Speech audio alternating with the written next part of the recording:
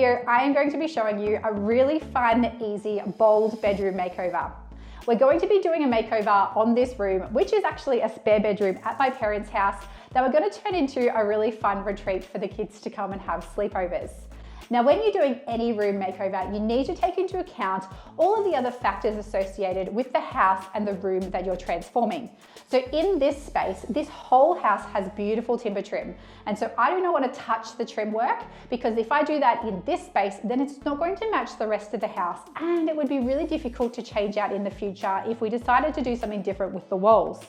I'm also not going to touch the ceiling. And the reason for that is because this space might need to change in a few years, and painting the ceiling makes it a lot harder to then transform the whole room. It's a lot easier if you're going to do something that you're not 100% sure that you want to keep, that you just paint the walls. So we're simply just going to be painting the walls, leaving the trim and leaving the ceiling, which means that we're going to be able to paint this whole room super quickly and do a massive transformation with just the power of paint. So let's jump into the video and I'm going to show you how to do it. Now, before we can actually bring out the paint, the paintbrush and the roller, we need to do the preparation work. So the first thing we need to do is give the room a deep clean. And then once we've given the room a deep clean, we need to fill any holes or cracks. For cleaning, I'm just going to use these sugar soap wipes today. Super simple and easy to use. It's already ready to go. You're simply just going to grab out a wipe and wipe down the walls. The alternative option is to use a sugar soap or a degreaser with a bucket of water and just a sponge and just wash down the whole entire room. Once your room's all clean, you're then going to get out your filler and fill any holes that you need to fill in, from like old picture holes or any cracks in the room. And then once you've done all the preparation work, it's going to give you a much better result for your painting.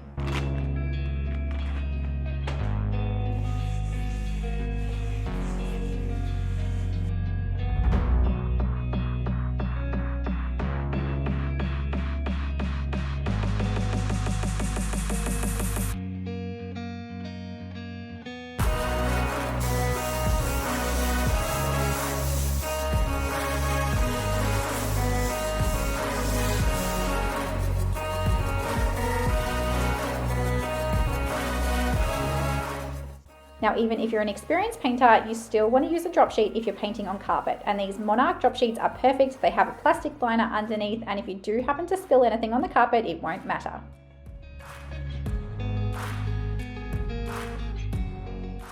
You also want to remove any PowerPoint or outlet covers to make it easier to paint around them. When you're painting, especially if this is one of your first painting projects, there's a couple of things that I just want to tell you about that's going to make it so much easier for you. The first one you need to think about is the paintbrushes. The paintbrushes are one of the most important parts of the process, because while I don't say you need to spend a lot on supplies, buying paintbrushes that are around $3 is just going to mean all the bristles are just going to fall out of your paintbrush. And if you're going to do anything like cutting in, it's going to make it so much harder if you've got really hard bristles. With your paintbrush, you want to make sure you're getting a brush that's got really nice soft bristles that's going to make it so much easier when it comes to cutting in around your timber skirtings or your door frames or anything that you're going to be cutting in around. My favorite paintbrushes are Monarch paintbrushes. I've got one of their control and precision brushes here, and then also a cutting in and framing brush here. And typically I like to use one bigger brush and one smaller brush. The smaller brush is just really helpful to get into really small nooks and crannies. And also sometimes when you're cutting in spaces where you are going to have two colors joining into each other, it's nice just to have a little bit more control with that smaller brush. So once you've got your paintbrushes, you're then going to need to get your roller. Now, your roller head needs to be appropriate for the type of paint you're using. So if you have a textured wall, you're going to need to use a specific type of roller head that's designed for textured walls. But otherwise, I typically like to use a 12mm nap. This is a wall and ceiling roller, and it's perfect for pretty much all spaces. I typically use these all-purpose rollers for a lot of things. And so you need to then also make sure you get the length of the roller to be the length of the frame that you're going to use. So the roller heads come in different lengths. This is a 270mm. You can also get a 230mm, but you just need to make sure that it's going to fit the head perfectly. So you're simply going to slide the cover on to the roller head that you're going to be using. Then once you've got your roller head ready to go, you just need to use your pole. Now, I've always used an aluminium pole because if you use a plastic pole, you'll find that it is so much harder to roll. And the main reason for this is because you get too much bendage in the pole. So an aluminium pole obviously has a lot more strength and support. And so when you're rolling and you're putting a fair bit of pressure down into the pole, it's then going to give you a lot more support if you've got an aluminium pole like this. If you have a plastic pole, you'll find that as you are pushing and trying to get your roller to go on evenly, you might end up with you've got like a bend and it keeps like bending in and out, and it becomes very annoying after a certain amount of time, and it also can affect the paint and the end results.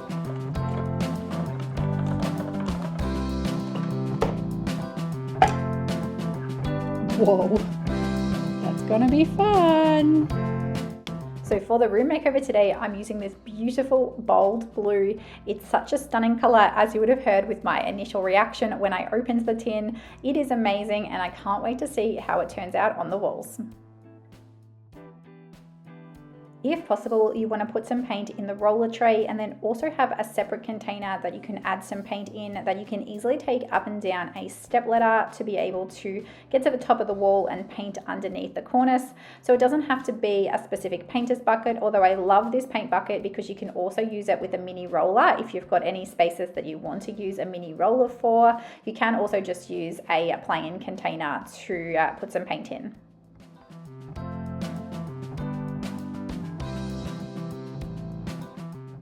Now that you've got your paintbrush and your paint bucket, you're going to just go along and cut in up against the cornice. If you've got some experience using a paintbrush and you've got a pretty steady hand, you can go along and do this like I do without any masking tape and just cut in underneath.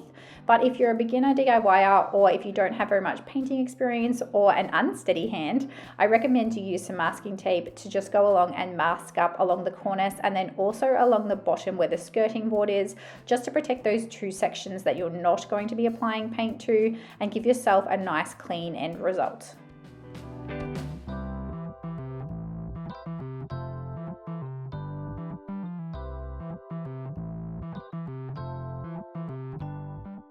Then once you've finished cutting in all around the wall, you're going to get your roller out. You need to make sure that you've got plenty of paint on the roller and that the roller has had a chance for the paint to soak in. So you just want to roll back and forth and really push the paint into that roller before you start painting. And then you're going to start to apply the paint onto the wall, making sure that you roll one section and dry out the paint on the roller, add some more paint, and then move on to the next section. And then as you're rolling, you want to try and blend the section together a little bit. So you're going to roll one part and then roll back over the bit that you've just finished, and then move on to the next part and then roll back over the next little bit that you finish, going all the way across the wall. Don't go back over the entire wall, especially if it's warm temperatures, because if the paint starts to dry and then you start to go back over it and start to roll over the top of that dry paint, it can affect the finish. I personally like to work wall by wall, or if your wall has obstacles on it, in little sections of that wall. So I'll roll one side of this and then I'll paint down along underneath the window and up above the window, and then I'll roll the other section on the other side. So I typically like to roll as fast as I can after I've painted the edges. As I mentioned earlier, it really does depend on the temperature of the day, and that if it's really hot, you want to try and get the roller on before the paintbrush strokes dry as a frame, especially for your second coat and if you're using darker colors, because it can become noticeable where those roller lines are if you go back over the top of wet paint where it's already started to dry a little bit. So now I'm just going to let you get a little bit of satisfactory viewing in and watch me paint the rest of the first coat.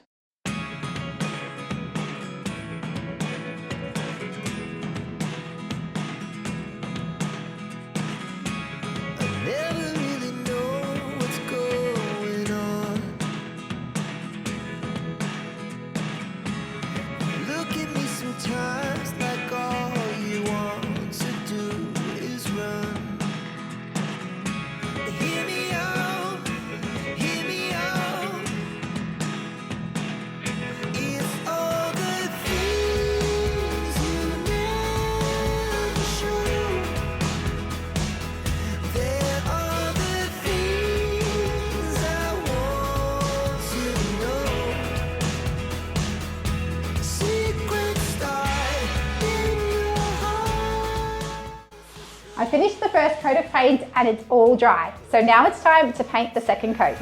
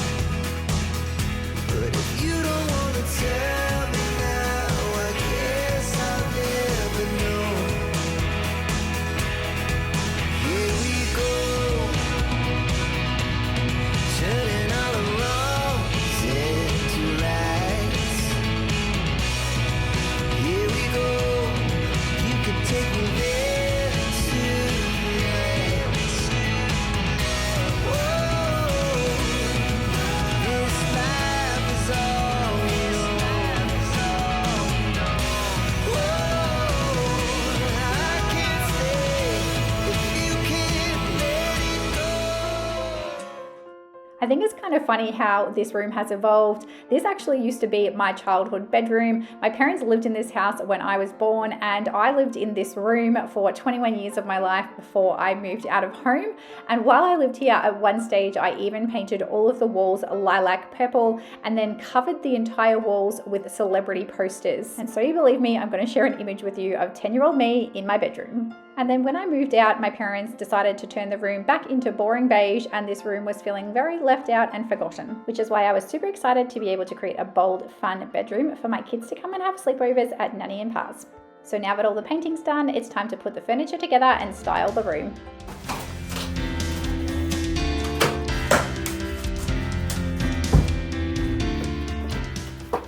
We chose to make this room into a twin room with 2 single beds because I have 2 kids and then my brother also has 2 kids, so it just makes it so much more simple that they all have their own bed when sleeping over.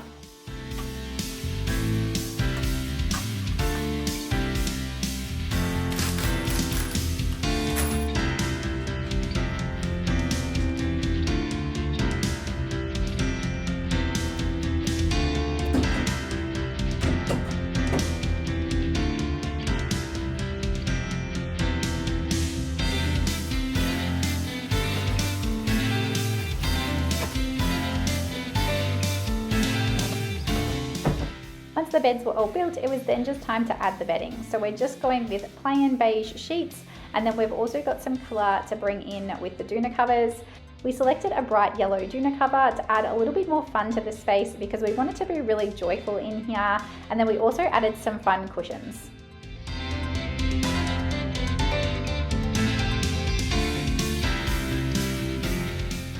They already had a rail for curtains in this room that was just an eyelet rail, so we just purchased some plain eyelet curtains to put back onto the rail.